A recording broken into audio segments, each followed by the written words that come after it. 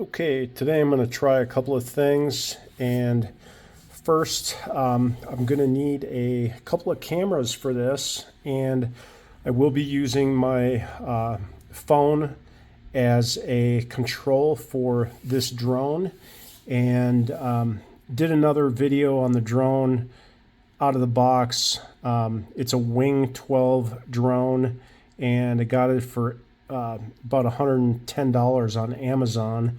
So first, this is going to be the first flight recording video with this drone, and then secondly, I'm going to try to capture some video on this Campark ultra high definition 4K camera. This was a cheapy camera. It got good reviews, but so far I haven't really been successful in doing anything with this camera, so I'm going to give it a shot today. So let's get started. Get the phone hooked up to the drone. Okay, so it looks like we're recording here, and I've got the controls connected on the drone. I've got it calibrated, and looks like I'm getting the camera signal from the drone. This is connected by Wi-Fi. So let's see if we can get this thing up in the air. One thing with this Campark camera I noticed is I can't really zoom, so we'll see if we can follow this thing. Anyway, let's see if we can get this thing launched.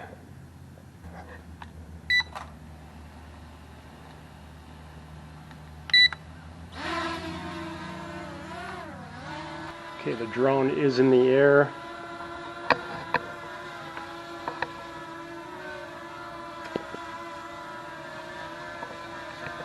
And my Campark camera is not doing too well here.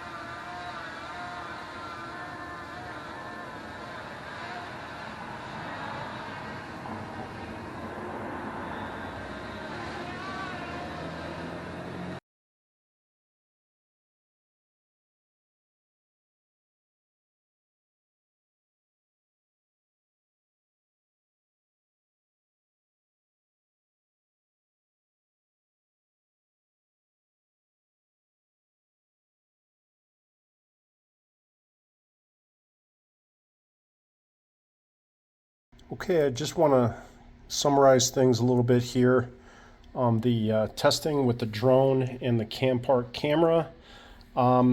Surprisingly, the Campark took some pretty good quality video, and it got the sound, so I was somewhat impressed with that, although I couldn't really find a way to zoom on the fly.